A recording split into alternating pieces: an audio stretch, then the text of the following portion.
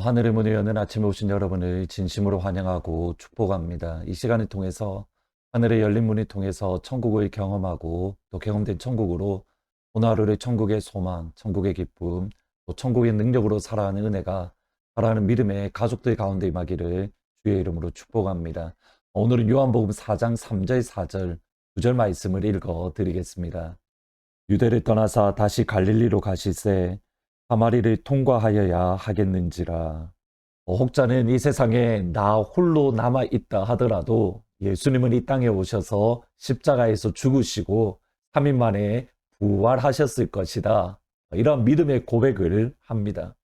정말 이것이 여러분 마음 깊은 곳, 영혼 깊은 곳에서 믿어지시고 아멘으로 고백하실 수 있습니까? 나 한 명을 위한 우리 예수님의 십자가. 예수님께서 유다를 떠나서 북쪽 갈릴리, 주로 사역하셨던 갈릴리로 올라가셨습니다. 모든 유대인들은 아닙니다. 사실은 모든 유대인은 아니지만 저도 경건한 유대인들은 사마리아를 통과하지 않고 요단강을 건너서 이방인의 땅을 올라가서 다시 갈릴리로 넘어가는 그러한 방법 또는 배를 타고 가는 방법을 선택했습니다. 그 정도로 유대인과 사마리아의 관계가 좋지 않았습니다. 사마리아 우물의 한 여인에게 예수님이 말을 건네셨다는 것, 사실 그것이 의아한 이유였습니다. 그리고 예수님이 하나님의 아들이시라는 것을 적어도 모든 사람들에게 알려지지는 않았지만 또 고백하지는 않았지만 적어도 유대인들이 보기에 예수님은 성경을 가르치는 경건한 랍비이다. 그렇게 이름이 알려지셨기 때문입니다.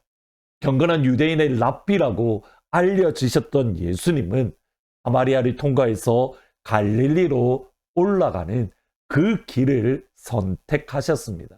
근데 그 본문을 보면 정말 흥미롭습니다. 3절 4절을 보시면 유대를 떠나서 다시 갈릴리로 가실새 사마리아를 통과하여야 하겠는지라. 사마리아를 통과해야 된다. 영어 성경에 보면 he had to pass through Samaria. 사마리아를 반드시 지나가야 된다. 반드시 데이라는 헬라어가 있습니다. 예수님은 사마리아를 통과해도 되고 통과하지 않아도 되고 요단강을 건너거나 배로 올라가는 방법을 선택하시면 안 됩니다. 예수님은 반드시 사마리아를 지나가셔야만 했습니다. 다르게 표현하면 하나님은 그 시간 그때에 예수님이 사마리아를 통과하는 것을 계획하셨고 그것을 예수님께 말씀하셨습니다. 그리고 우리 예수님은 그 아버지의 계획에 그 아버지의 말씀에 순종하신 겁니다. 여러분 여기서 다시 한번 보셔야 됩니다. 예수님이 아버지의 말씀, 하나님의 말씀에 순종하기 위해서 예수님이 받으셨던 것은 크게 두 가지입니다. 첫 번째로 사람들의 손가락질입니다. 위에서도 말씀드렸듯이 예수님이 사마리아를 지나가는 것은 그 순간 사람들이 이렇게 인정합니다. 예수님이 경건한 유대인 랍비인 줄 알았는데 경건한 사람이 아니었나 봐. 하나님의 말씀에 순종하지 않고 하나님을 사랑하지 않나 봐. 많은 사람들에게 손가락질을 받고 오해를 받을 수 있습니다. 두 번째로 예수님은 사마리아를 지나가기 위해서 굶주리셨고 목이 마르셨습니다. 심지어 6절에 보면 사마리아 길을 가시다가 피곤하셔서 우물 곁에 그대로 앉으셨는데 헬라어 뉘앙스를 보면 그대로라는 이 단어를 보면 너무 피곤하셔서 우물 곁에 그대로 덜썩 주저앉았다라는 뉘앙스가 있습니다. 하나님의 말씀에 순종해서 사마리아를 지나가기 위해서 예수님이 겪으셨던 것은 사람들의 비난, 사람들의 조롱, 사람들의 오해, 그리고 움직이지 못할 정도로 피곤함을 겪으셨습니다. 하나님께서 계획하시고 예수님께서 이 모든 일들을 담당하셨던 이유는 한 가지, 사마리아 여인 한 명 때문입니다. 4장 7절에 보시면 사마리아 여자 한 사람이 물을 기르러 왔으며 예수께서 물을 달라고 하셨다. 6절에 보면 예수님께서 사마리아 여인을 만났던 시간이 6시다라고 말을 합니다. 학자들에 따라서는 이 6시가 12시, 대낮 12시다라고 말하기도 하고 또는 로마 시간에 따르면 저녁 6시다 그렇게 설명하기도 합니다. 저 개인적으로는 유대인의 시간에 따라서 낮 12시로 이해를 합니다. 이 여인이 몇 시에 물을 기르러 왔든지 상관없이 이 여인은 6번을 결혼한 여인입니다. 여러분 6번을 결혼했다는 것이 가지는 의미는 오늘 우리가 생각하는 것과 조금 뉘앙스가 다릅니다. 남편은 아내를 마음대로 버릴 수 있었습니다. 그러니까 이 여인은 5번 남편에게 버림을 받았고 6번째 결혼을 한 겁니다.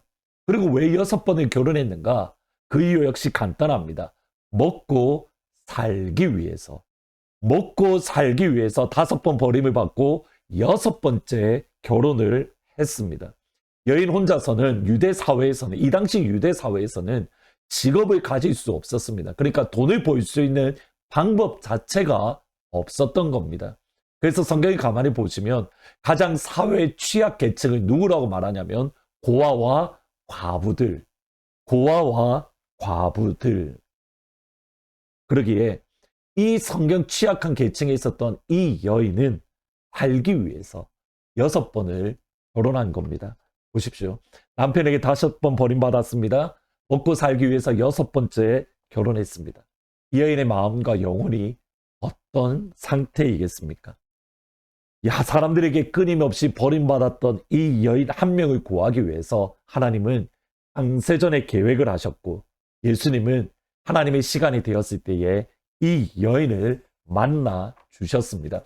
여러분 여기 한 걸음 더 들어가셔야 됩니다. 사마리아 여인과 예수님의 대화를 통해서 우리가 알 수 있는 것이 있습니다. 이 여인, 사마리아 여인은 예수님의 사랑, 하나님의 사랑을 믿지 못하고 받지 못하고 있는 모습을 보게 됩니다. 예수님이 물을 달라고 하십니다. 이때에 유대인으로서 어떻게 나에게 물을 달라고 합니까? 이 여인이 예수님이 바라보는 관점이 유대인입니다. 그러자 예수님이 하시는 말씀이 하나님의 선물, 곧 하나님을 알았더라면 너에게 이 생수를 달라는 이에게 구했을 거야. 이 말씀을 하시자 여인의 호칭이 바뀝니다. 주여. 그리고 19절에서 예수님을 향하여 선지자로 바뀌고 그리고 마지막 25절에 가서 메시아, 그리스도, 나의 주, 나의 하나님으로 바뀝니다. 여러분 이 과정들 몇 단계의 과정을 통해서 알 수 있는 것은 이 여인은 자신을 향한 하나님의 사랑, 하나님의 은혜, 하나님의 긍휼을 받아들이지 못하는 겁니다. 이렇게 이해하시면 됩니다. 하나님이 나 같은 사람에게 신경 쓸 여력이 있으실까? 말도 안 돼. 나는 사람들에게도 남편에게도 5번이나 버림받았는데 더 훌륭한 사람들도 많고 더 유능한 사람들도 많고 더 잘 나가는 사람들이 많은데 나 같은 사람을 구하기 위해서 하나님이 창세전에 계획하셨다고 예수님이 나를 위해서 굶으시고 사람들의 손가락과 오해를 받으시며 이 자리에 피곤하실 정도로 더해서 주저앉으셨을까? 나 때문에 말도 안 돼. 언젠가 중국에서 사회 갈 때에 같이 사야겠다 한 전도사님의 간증을 들었던 기억이 있습니다. 집안에서 혼자만 예수를 믿었는데 그러다가 죽을 병, 정말 위험한 병에 걸리셨습니다. 그래서 온 교회가 한마음이 되어서 같이 기도하고 예수를 믿지 않던 가정들도 교회에 나가서 기도하면 낫는다라고 하니 열심히 같이 기도하셨답니다. 근데 진짜 하나님의 은혜로 치유가 되고 회복이 되었습니다. 아무런 증상조차 흔적조차 없을 정도로 치유가 되었습니다. 모두가 하나님이 함께 하셨다, 하나님의 기적이다 기뻐하는데 할머니가 이렇게 말씀하셨답니다. 그게 하나님이라는 분이 치료해 주었겠어? 치료해 줄만 하니까, 나을만 하니까 나았지. 하나님이 아니라 나을만 하니까 나았지. 사실 이것이 우리의 모습입니다. 하나님의 사랑이 너무 크고 하나님의 인자와 자비와 긍휼이 너무 커서 그 사랑이 나를 위한 것임을 인정하고 받아들이는 것 쉽지 않습니다.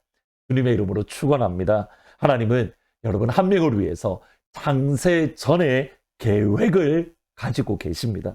여러분 한 명을 위해서 우리 예수님은 그 아버지의 계획을 이루기 위해서 사람들의 손가락질을 받고 사람들의 오해와 모함을 받고 덜썩 주저앉으실 정도로 피곤하시지만 여러분을 찾아오십니다. 십자가에 여러분 한 명을 위해서 죽으셨습니다. 나를 위해서. 이 사랑이 여러분 가운데 확증되어지고 받아들여지는 한 명을 위해서 주께서 행하셨던 위대한 일을 믿음으로 고백할 수 있는 귀한 시간이 되기를 주의 이름으로 축원합니다. 말씀 생각하면서 405장 주의 친절한 팔에 안기세 같이 찬양하십니다. 주의 친절한 팔에 안기세 우리 마음이 평안하리니 항상 기쁘고 복이 되겠네. 영원하신 팔에 안기세 주의 팔에 크신 팔에 안기세 주의 팔에 영원하신 팔에 안기세 날이 갈수록 주의 사랑이 두루 광명하게 비치고 천성 가는 길 편히 가리니 영원하신 팔에 안기세 주의 팔에 크신 팔에 안기세 주의 팔에 영원하신 팔에 안기세. 기도하시겠습니다. 아버지, 나를 위하여 십자가에 죽으셨던 아버지의 그 사랑, 예수님의 그 사랑, 그것이 내 마음 가운데 받아들여지고 인정되어지고 고백되어질 수 있도록 하나님 도와주옵소서. 나 혼자 있더라도 주께서는 이 땅에 오셔서 십자가에 죽으시다라는 그 사랑, 나를 위한 십자가가 분명하게 고백되어질 수 있도록 그 사랑받는 아버지의 자녀, 이는 내 사랑하는 아들이요 내 기뻐하는 자다. 그 사랑을 붙들고 어깨 펴고 당당하게 오늘 하루를 살아갈 수 있도록 하나님 도와주옵소서. 예수님의 이름으로 기도합니다. 아멘. 나를 위한 십자가의 사랑이 있기에 오늘 하루 어깨 펴고 당당하게 나는 하나님의 사랑받는 자녀이다라는 이 사실 붙들고 힘있게 살아갈 수 있기를 주의 이름으로 축원합니다. 하나님 이런 분이십니다. 하나님은 너를 만드신 분, 너를 가장 많이 알고 계시며, 하나님은 너를 만드신 분, 너를 가장 깊이 이해하신다. 같은 부분 다시 찬양할까요? 너를 만드신 분, 너를 만드신 분, 너를 가장 많이 알고 계시며, 하나님은 너를 만드신 분, 너를 가장 깊이 하나님은 너를 지키시는 분, 하나님은 너를 지키시는 분, 너를 절대 포기하지 않으며, 하나님은 너를 지키시는 분, 너를 쉬지 않고 지켜보시. 그의 생각 셀 수 없고 셀 수 없고 그의 잠이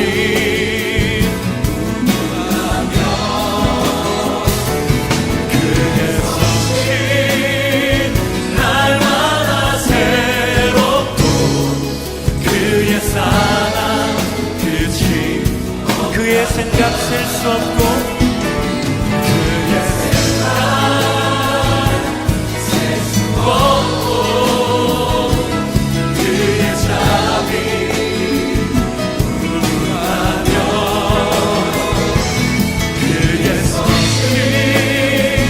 날마다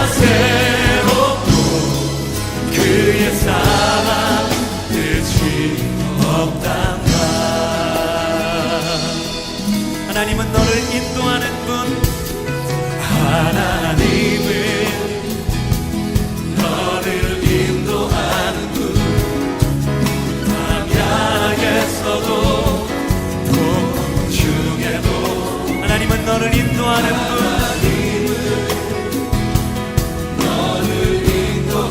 푸른 초장으로 인도하신 하나님은 너를 원하시는 분. 하나님은 그 무엇보다 이 세상 그 무엇 그 누구보다 아멘. 하나님은 너를 원하시는 분. 너와 같이 있고 기뻐하신 하나님은 너를 인도하는 분. 하나님은 너를 인도하는 분. 폭풍 중에도 하나님은 너를 인도하는 분. 너를 인도하는 분. 푸른 초장으로 그의 생각 셀 수 없고 셀 수 없고 그의 자비 무궁하며 그의 성실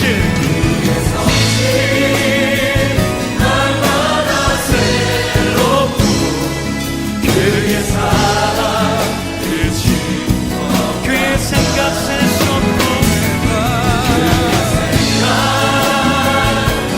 셀 수 없고 그의 자비 무궁하며 그의 성실 날마다 새롭고 그의 사랑 그치 아침마다 새롭고 늘